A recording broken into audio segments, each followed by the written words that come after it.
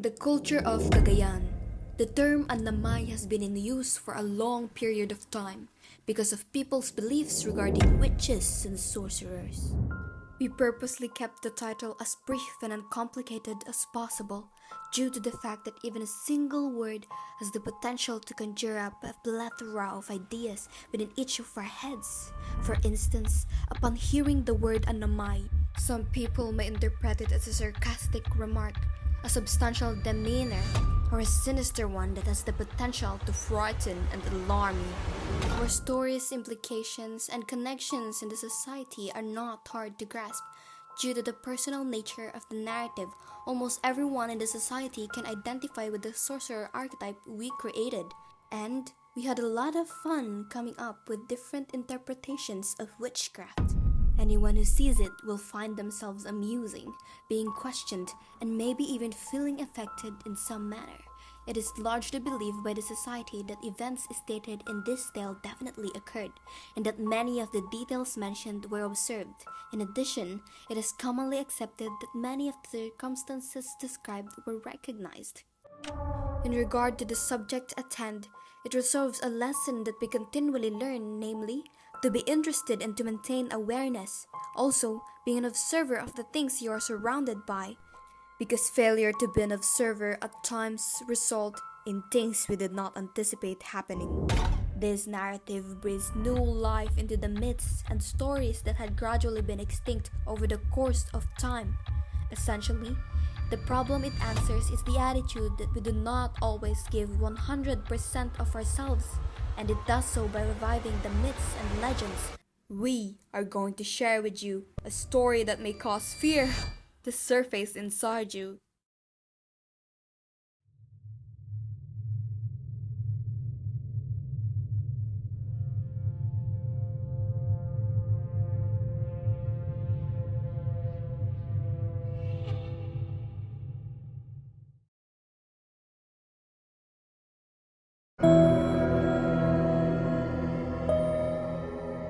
I am Katarina, and this is a story of how I put someone's life in danger just by reading my story.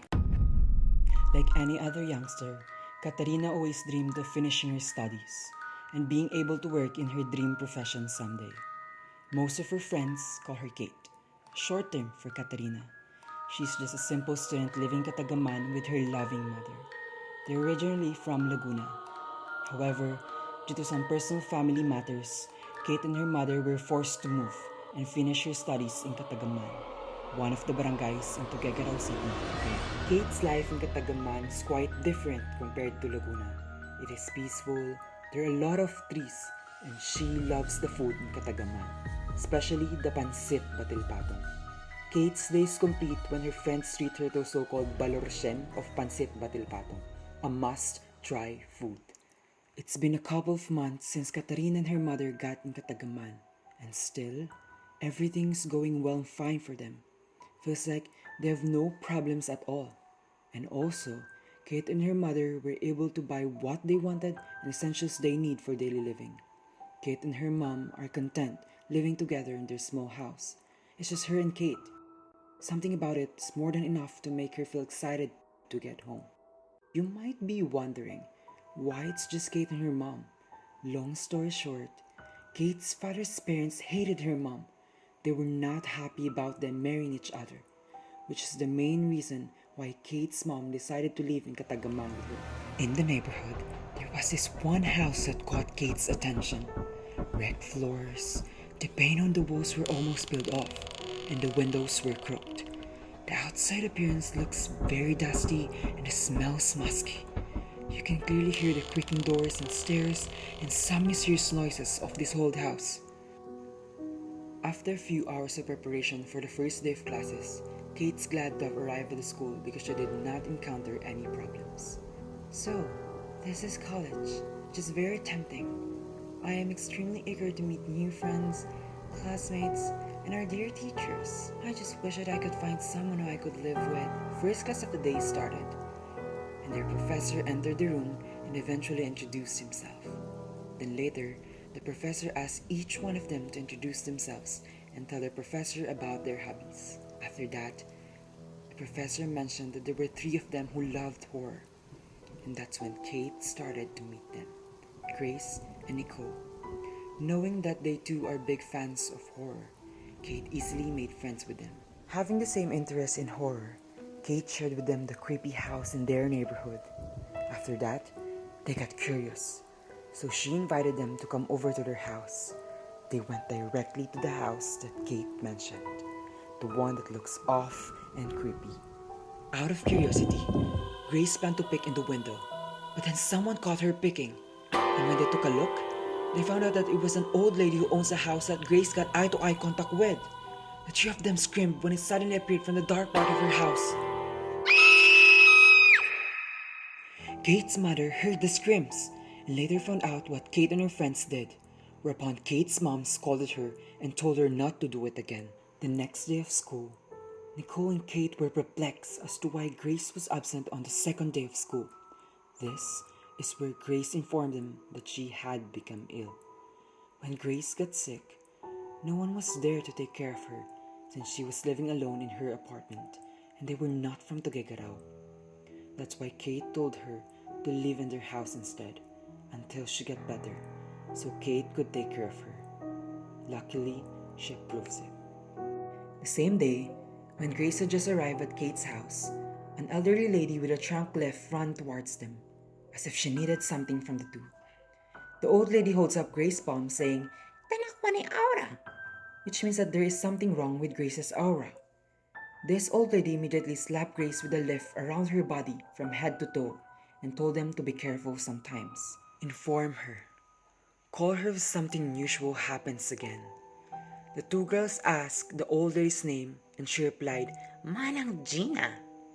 On the latter, Grace told Kate that she's already feeling well after what Manang Gina did to her. Manang Gina, the old lady from the neighborhood who lives in that scary old house, helped her friend, Grace, and I don't even know how she did that. Nevertheless, after what Manang Gina did to help Grace get well from her sickness, Kate immediately went to her and thanked her. It wasn't long before Kate decided to be close to her. For the past 2 consecutive days, Kate have been enjoying time with Manang Gina, especially when she tells a story to Kate together with her mother about the culture in her province. After almost 6 days of being in touch with her, there were warnings from their neighbors, just like, "Inano si kamutatun," and "Marim nga vulvulunan yan." And since there were a lot of stories about her, Kate tried to ask someone from the neighborhood about the reason behind it, but they didn't bother giving her an answer. In that certain situation, Kate wasn't sure whether she should listen to their gossip or not. But since Kate had no clue what they were trying to say, she continued being a good friend to Manang Gina. After all, Manang Gina helped Kate's friend Grace get well quickly. It's been weeks since Manang Gina and Kate became friends with each other, and everything was going smoothly and perfectly. Every morning that comes, Manang Gina will never fail to wait for Kate. Manang Gina invites Kate to drink coffee and eat pandesal bread or some rice cake with her. She'd also tell her to take care of herself at school every time she leaves her house and greet her every time she gets home. She really treats Kate with pure love and acts as if she is her mother. Some days, she would hand Kate flowers without saying anything and just smile at her. The way she does those things makes Kate forget about their neighbors' gossip about her. Kate feels like she's an absolute loving woman at all. Kate's heart and mind always gets away from stress every time she gets to see her and talk to her. She knows a lot of things and has many stories that broaden Kate's mind. Kate cannot deny that just by being friends with her for a few weeks, she totally learned a lot from her. Kate doesn't know why the neighbors don't want to be friends with Manang Gina. Kate believes that Manang Gina is a good person. She rarely goes out in her house, rarely speaks, and rarely socializes with the neighborhood. With the warnings circulating around Manang Gina coming from their neighborhood, Kate's mom told her to not get close with Manang Gina anymore. Kate was clearly hurt by her mom's command. Why do we have to listen to the neighbor's advice when I can feel that Manang Gina is genuine about us being her first friend in the neighborhood? Kate's friendship status with Manang Gina was such that she had no flaws or issues at all. Until one such time, Kate's mother told her to not come close to Manang Gina anymore. Why would she make me stay away from her? Kate asked. And her mother replied, "You're getting too comfortable with her. Do not lower your guards, because who knows what the old woman's planning to do with you." Days later, Manang Gina and Kate still haven't seen each other since her mom told her not to. But then, Manang Gina was outside Kate's house, staring at her house while saying something that Kate could not understand because they had their own so-called dialect. Kate told her mother about it, but she told her Kate not to mind any of it.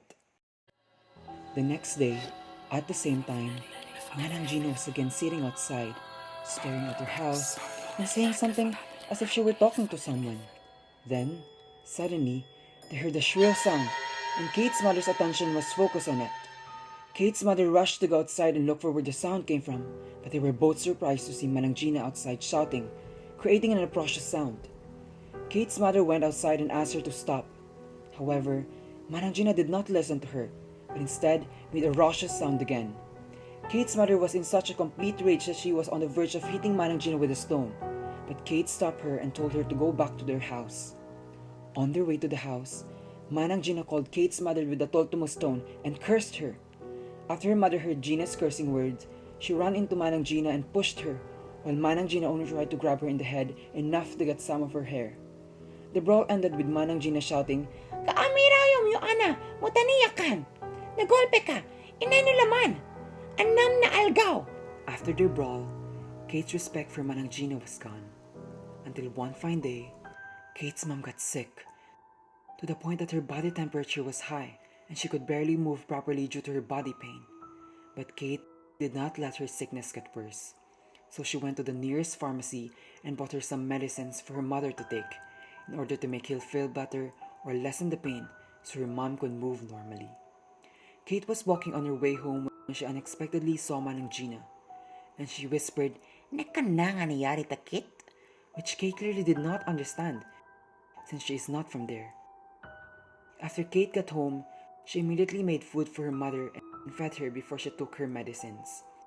Kate also made her rest until she felt better. The sun rises, and a new day has come. This is the third day Kate's mother has been sick, since she got into a fight with an old lady in their neighborhood. Kate was busy preparing food this morning when her mom suddenly shouted her name explosively. Kate ran to her instantly and asked her why. But then, her mom said, "Will you help me get into the bathroom? I can barely walk and my legs are in too much pain." Without hesitation, Kate helped her get up and carried her. Kate's tears began to fall as she saw her mother, who she had only recently learned was suffering from disease that they do not know or where or how it affects her. She was struggling day by day, and it hurts Kate not to be able to do anything about it. For the second time, Kate asked her if she could take her to the hospital, but still, her mother insisted that she was fine. So they went on it and started eating their meals and helped her take her medicines and get relaxed. As her mother was in the process of healing from her illness, Kate was on the verge of giving up, because on the fourth day of her mother's illness, her hair was starting to fall out, and it was rapid. Neither of them saw it coming. Kate was mad at her and insisted that she should take her to the hospital to get treated. But her mom was so afraid of the bills that she was about to pay after getting the treatments. She was so preoccupied with the potential costs that she refused to be admitted to the hospital. Thus, she simply looked Kate in the eyes and said, "I can do this, my daughter." Kate was too scared to see her keep on suffering, which is why Kate called out for help to get her into the hospital. They arrived at the hospital safely. Her mother was brought into the medical room and is currently being observed by the nurses and doctors. After a few minutes of observation, the doctors told them that it was something different from any other disease. And from there, Kate's hope of saving her mother was lessened. The sun poured through Kate's window. Another day had dawned, bringing with its new hopes and aspirations. It is Kate's mother's second day of admission to the hospital. And as she went to visit her mother in the room, Kate unexpectedly saw her mother's nails turning black. Kate called the nurses immediately to check on her mother. After minutes of waiting, they called Kate and said, "This is not a normal illness, ma'am. It may take weeks or days for us to find out." Kate almost cried after she saw her mother's transformation from the first to the present day of her being sick. Her skin went from smooth and soft to dry. Her body is as thin as what a malnourished person looks like. Her nails are starting to fall off as she continuously bites them, and her color has gone from brown to white, which means that her body does not have enough blood to pump. Kate no longer had the strength to look at her mother. Her heart feels like it is punctured with needles, and her head feels heavy. But even though all those things happened, she never forgot to pray to the Lord Almighty. Kate just hopes that tomorrow will be better for her mom, because without her, Kate feels like she will lose herself. The day dawned crisp and clear. Kate rubbed her blurry eyes and walked to the window. There was a pearly glow in the sky. Today is the 6th day of her mother being ill. Kate just hopes that something like good news will be delivered to her today. As she left their house to go to the hospital, Kate saw Manang Gina in front of their main door. She walked close to Kate and whispered, "Sangaw ya algaw ya apatem yung magana mo." As she said those words, Kate walked straight to the highway and waited for tricycles to arrive. As soon as she arrived at the hospital, there was a group of nurses standing outside her mother's room. Their heads bowed. Kate entered the room and saw her mother covered with a big white blanket, declaring that she was already dead. Kate's heart shattered, and her bones shook as if she could not stand on her own because of the news she received. Her mind goes crazy because she doesn't know what to do or what to say. Kate's face was full of tears that fell from her eyes. The spirit inside her died. Kate felt like no one was going to be with her after. Kate just sat down and took her time to cry and let her emotions out. With all the crazy things happening between Kate, her mother, and Manang Gina, she came to the point of not knowing what to do anymore. She was so confused about what was really happening in her surroundings. She cannot even cope up with the death of her mother. Everything is so confusing and depressing. Kate came to the point of taking gap year and stopped going to school. These encounters, all the neighbors were already eyeing Manang Gina and saying it's all because of her doing. She cursed Kate's mom. Until one of the neighbors recommended Uncle June, one of the best albolarios in the city. They told Kate to look for him. They gave her the details and the location. Kate ignored it at first because she did not believe in such kulam. However, to satisfy her desires and confirm if her mother was cursed, Kate decided to look for Uncle June. One day, Kate built up her courage and visited Uncle June to seek help. Sadly, she wasn't able to meet Uncle June because he is not yet at home. Subsequently, Kate just went home to take rest. However, looking outside of their window, Kate saw Manang Gina staring at her house, wearing a creepy smile while chanting something Kate cannot hear or understand. Kate closed the windows and went to sleep instead so she could take a rest. The next day, Kate went to Uncle June again. While walking, looking for a tricycle, Kate saw Manang Gina in front of her garden, shouting, "Ani ana ineng?" Kate just ignored her even though she badly wanted to curse her that time. On her way to Uncle June's house, she saw a tall old man drinking his coffee.